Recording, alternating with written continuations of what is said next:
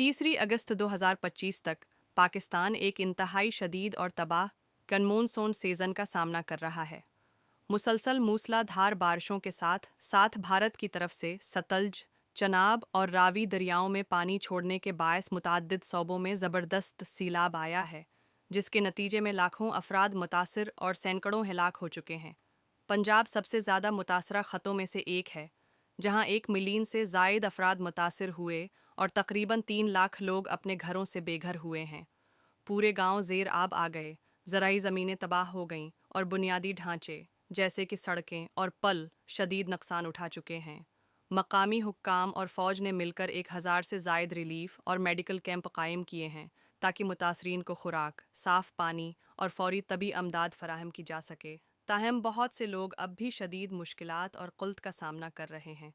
लाहौर जैसे शहरों को महफूज रखने के लिए दरियाओं की बंदिश में कंट्रोल शुदा रिसाव किए गए हैं, लेकिन सूरत हाल नाजुक बनी हुई है और हुक्काम इजाफी हिफाजती इक़दामात कर रहे हैं। तारीख़ी और सकाफ़ती शहर करतारपुर भी इस तबाहकारी से महफूज नहीं रहा।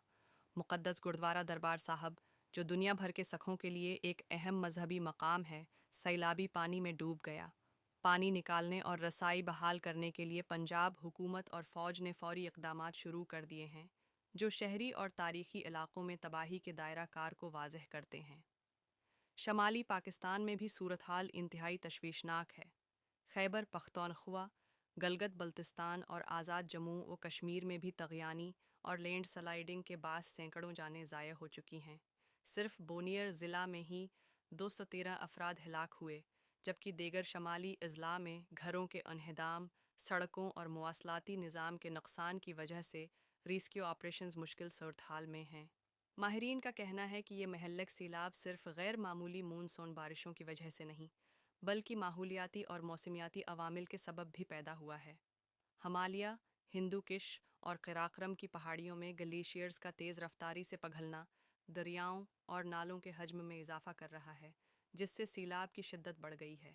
जंगलात की कटाई और 2001 से तकरीबन 8% दरख्तों के नुकसान ने कुदरती सैलाबी दिफा कम कर दिया है, जिससे देही और शहरी इलाकों में ख़तरा बढ़ गया है। इन तमाम अवामिल ने सैलाब की रफ्तार और शिद्दत को बढ़ाकर मकामी इंतज़ामी सलाहियतों को शदीद मुतासिर किया है। कौमी डिज़ास्टर मैनेजमेंट अथॉरिटी ने तमाम मुतासरा इलाकों के लिए हाई अलर्ट जारी किया है और ख़बरदार किया है कि 2 सितंबर तक शदीद बारिशें और मुमकिना ग्लेशियर झीलों के फटने के ख़तरात मौजूद हैं। रिलीफ के इक़दामात जारी हैं। फ़ौज और मकामी हुकाम रेस्क्यू ऑपरेशंस कर रहे हैं। फंसे हुए अफराद को हवाई रेस्क्यू के ज़रिए निकाला जा रहा है और दूर दराज इलाकों में हंगामी अमदाद पहुंचाई जा रही है।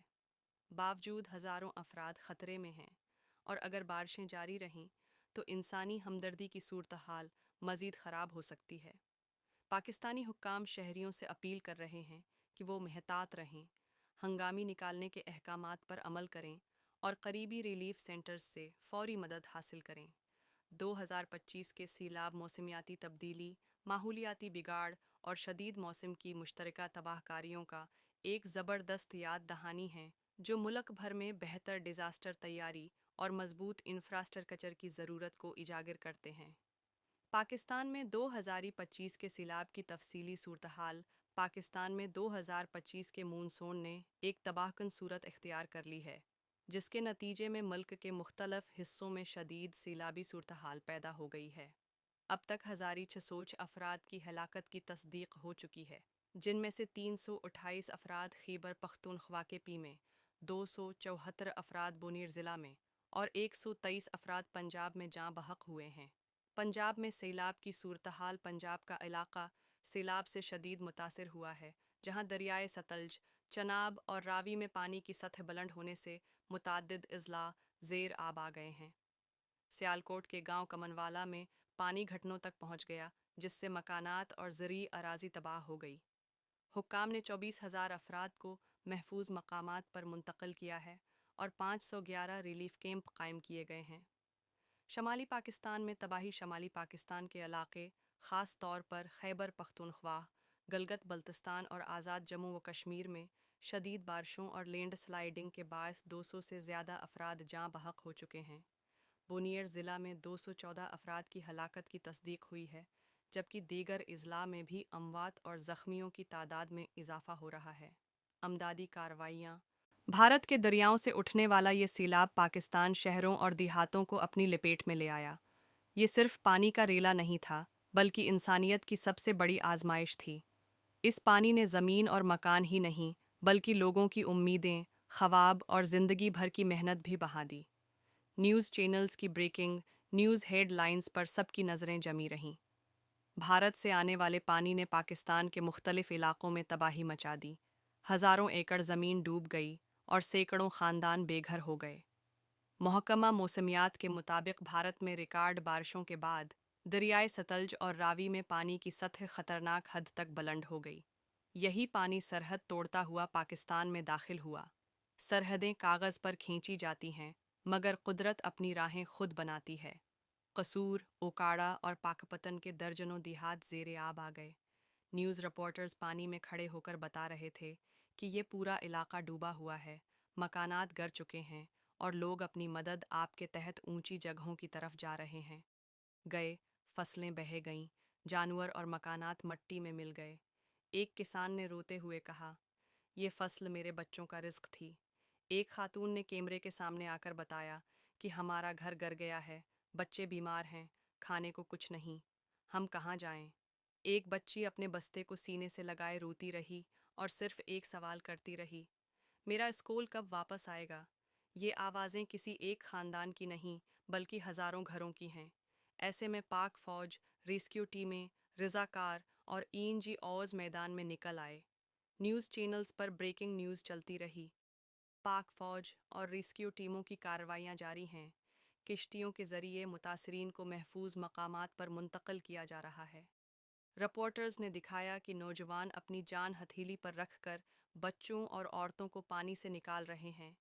فوج کے جوان پانی میں کھڑے رہنمائی کر رہے ہیں اور ڈاکٹر کیمپوں میں مسلسل لوگوں کا علاج کر رہے ہیں۔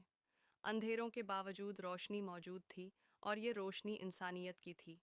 ریلیف کیمپوں میں کھانا، پانی اور دوائیں تقسیم ہوئیں۔ بچے، عورتیں اور بزرگ جو سب کچھ کھو چکے تھے، اب نئے سہارا ڈھونڈ رہے تھے۔ رضاکاروں نے اپنی جیب سے کھانے اور کپڑوں کا انتظام کیا۔ کہیں عورتیں کھانے کے پیکٹ بانٹتی نظر آئیں اور کہیں نوجوان اپنے کپڑے عطیہ کرتے دکھائی دیے۔ نیوز ہیڈ لائنز میں بتایا گیا کہ کیمپوں میں متاثرین کو کھانا، دوائیں اور عارضی پناہ فراہم کی جا رہی ہے۔ ماہرین ماحولیات نے نیوز چینلز پر بیٹھ کر انتباہ دیا، سیلاب کی شدت کی وجہ صرف بارش نہیں، بلکہ موسمیاتی تبدیلی، ڈیموں کی کمی اور دریاؤں کی صفائی نہ ہونا بھی ہے۔ اگر ہم نے بروقت اقدامات نہ کیے تو مستقبل میں تباہی اور بڑی ہوگی۔ اس سیلاب نے واضح پیغام دیا کہ قدرت کے سامنے انسان بہت چھوٹا ہے، اور اگر ہم قدرت سے لڑنے کے بجائے اس کے ساتھ چلنا سیکھ لیں تو بڑی تباہیوں سے بچ سکتے ہیں۔ اختتام پر نیوز چینلز پر یہ اپیل نشر ہوتی رہی، سیلاب کے متاثرین مدد کے منتظر ہیں، حکومت اور عوام سے اپیل ہے کہ بڑھ چڑھ کر حصہ لیں۔ سرحد کے اس پار یا اس پار، درد سب کا ایک جیسا ہے۔ یہ سیلاب یاد دلاتا ہے کہ انسان کی اصل پہچان اس کا ملک نہیں، بلکہ اس کی انسانیت ہے۔ تباہی اور دکھ کے باوجود امید زندہ ہے۔ جب تک لوگ ایک دوسرے کا سہارا بنتے رہیں گے، اندھیروں کے بعد روشنی ضرور آئے گی۔ آخر میں صرف اتنا کہنا ہے، سیلاب کے متاثرین کے لیے دعا آباد، کیجیے نارووال، اور جہاں گجرات، ممکن ہو ہر مدد بھی متاثرہ کیجیے۔ خاندان کو تقریباً 20,000 سے 50,000 روپے نقد دیے گئے کہ پیکجز، خیمے اور بنیادی ضروریات بھی فراہم کی گئیں۔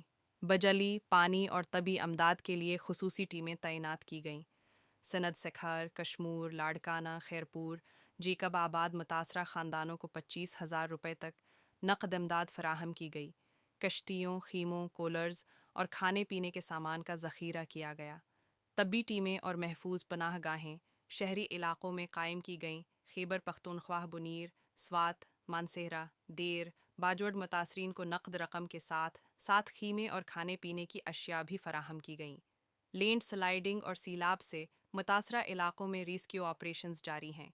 گلگت بلتستان اور آزاد جموں و کشمیر گلگت، سکردو، مظفر آباد، کوٹلی، میرپور مقامی حکومت اور فوج کے تعاون سے متاثرین کو نقد رقم، خیمے اور کھانے پینے کا سامان فراہم کیا گیا۔ متاثرہ علاقوں میں طبی کیمپ بھی قائم کیے گئے۔ بین الاقوامی امداد۔ اقوام متحدہ امداد کی نوعیت 6 लाख अमरीकी डॉलर की हंगामी अमदाद। मकसद पनाह गाहें, तबी अमदाद, साफ पानी और ख़वातीन व बच्चों के तहफ़्फ़ुज़ के लिए इक़दामात। इदारे UNHCR, World Food Programme, UNICEF और वर्ल्ड हेल्थ ऑर्गेनाइजेशन। यूरोपीय यूनियन अमदाद की नौयत 3 मिलियन यूरो की नकद अमदाद। मकसद सनत के 7 अजला में 1,88,000 से ज़ायद अफराद को नकद अमदाद फ़राहम करना। बरतानिया अमदाद की नौयत 1,333,000 पाउंड की अमदाद। मकसद 2,10,000 से ज़्यादा मुतासरीन को फ़ौरी अमदाद फ़राहम करना। कनाडा अमदाद की नौयत कनाडा की हुकूमत ने बीन अलाक़वामी इदारों के ज़रिए अमदाद फ़राहम की। मकसद सैलाब मुतासरीन की फ़ौरी ज़रूरियात को पूरा करना। सऊदी अरब इमदाद की नौयत 103 करोड़ सऊदी रियाल की माली अमदाद।